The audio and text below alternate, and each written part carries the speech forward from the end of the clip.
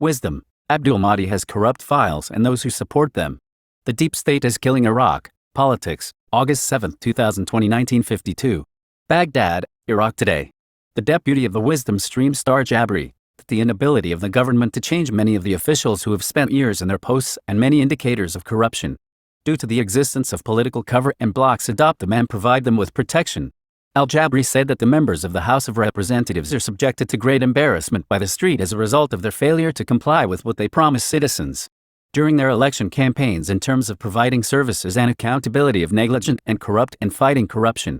He added that the crises experienced by the country, caused by corruption and the presence of corrupt at the top of the highest degrees of state institutions, stressing the lack of a real will to fight corruption and talk about it just empty slogans. He pointed out, the deep state continues to kill the country and control the resources of institutions, indicating that UN officials face charges of corruption and theft of aid in Yemen. The World, 2019, 1447. Baghdad, Iraq Today.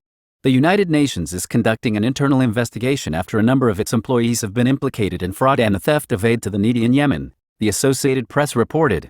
More than a dozen international staff deployed in Yemen to deal with the worst humanitarian crisis in the world have conspired with armed factions from all parties to the conflict to enrich themselves at the expense of food, medicine, fuel and money allocated to the Yemeni people, the agency said in a detailed report released on Monday.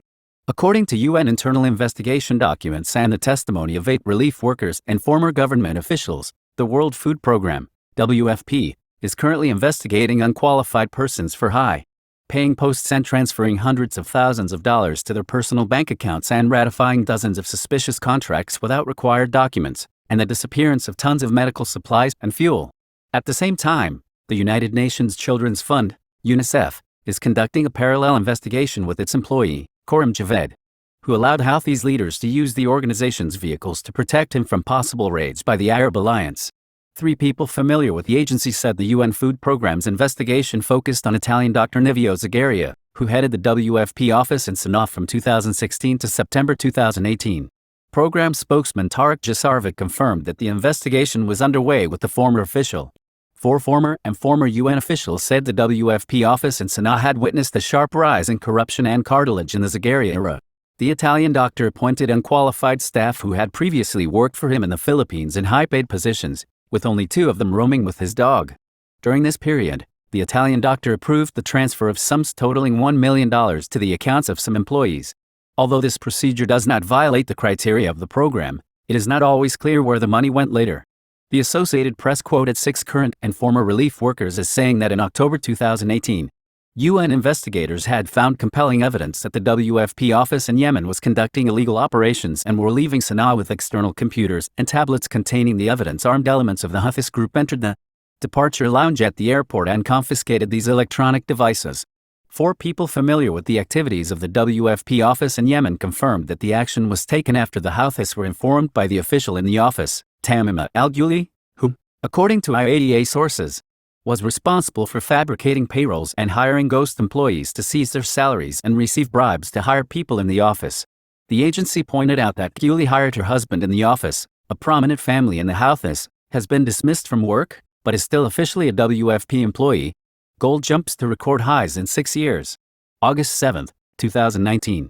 Gold prices jumped to their highest level in nearly 6 years on Wednesday as there were no signs of a waning trade war between China and the United States, boosting demand for safe havens. By 7:18 Greenwich Mean Time, spot gold rose 1.1% to $1,490.57 an ounce, its highest level since April 2013, while gold futures rose 1.2% to $1,501.50 an ounce. The trade dispute between the world's 2 largest economies has escalated in recent days after U.S. President Donald Trump announced he would impose new tariffs on Chinese imports. China responded by allowing its currency to fall below 7 yuan to the dollar, which is a morally significant level, prompting Washington to classify Beijing as a currency manipulator. Morgan Stanley warned that the exchange of tariffs between the 2 countries could put the world economy into recession by the middle of next year. The central bank's strategic measures have increased confidence in the banking sector. August 7, 2019 by Samir al-Nasiri.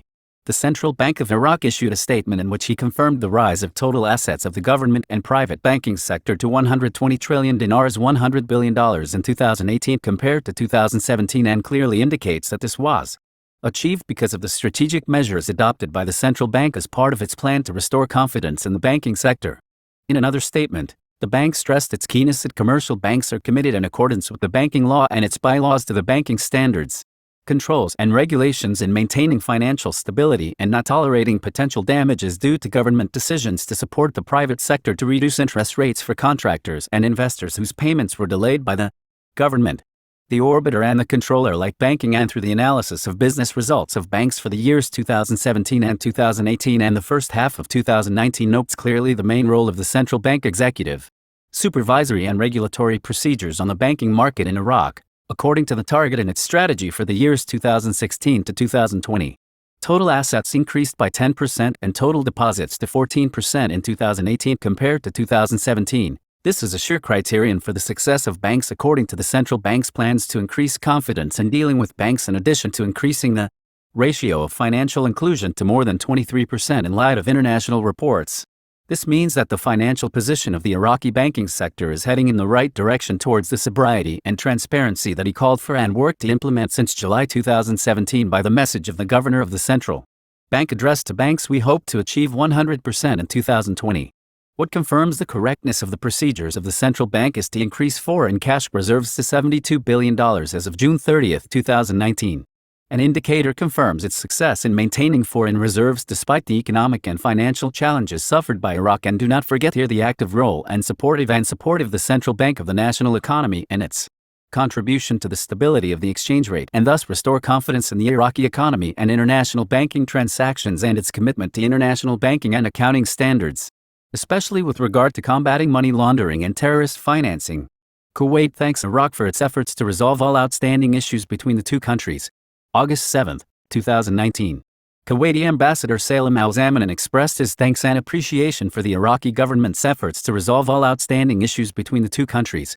The Undersecretary for Legal Affairs and Multilateral Relations met with Kuwaiti Ambassador Salim Al-Zamanin, who expressed his thanks and appreciation for the Iraqi government's efforts to resolve all outstanding issues between Iraq and Kuwait. A Foreign Ministry statement received said Wednesday. On the Kuwaiti side, the Kuwaiti archives and missing persons have achieved great progress and development. Quotation mark. On the other hand, the Undersecretary reviewed the important results of the 48th session of the Tripartite Committee which took place in the Jordanian capital Amman on July 31. Facebook logo links on Eid al-Adha holiday. $1.1 billion in stolen Iraqi government funds retrieved. Integrity Commission. By Mohammed Rawandouzi yesterday at 9:18.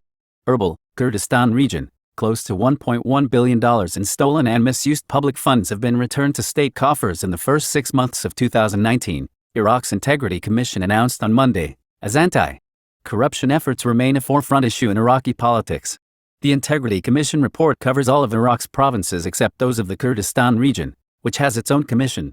According to the anti-corruption watchdog, 1.3 trillion Iraqi dinars, approximately $1.1 billion, were returned to the state treasury between January and June 2019.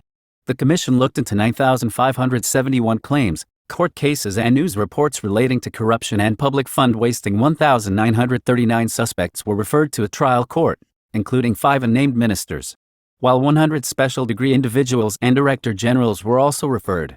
There were 857 arrest warrants issued, 407 of which were carried out, added the report.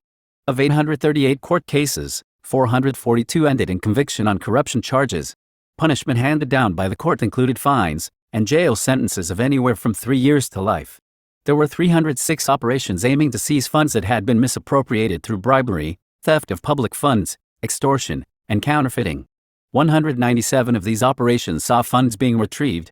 Anti-corruption reform has been spoken of as a priority by Prime Minister Adil Abdul Mahdi, who established the Supreme Anti-Corruption Council in January in a bid to coordinate government, police and judiciary efforts to tackle corruption.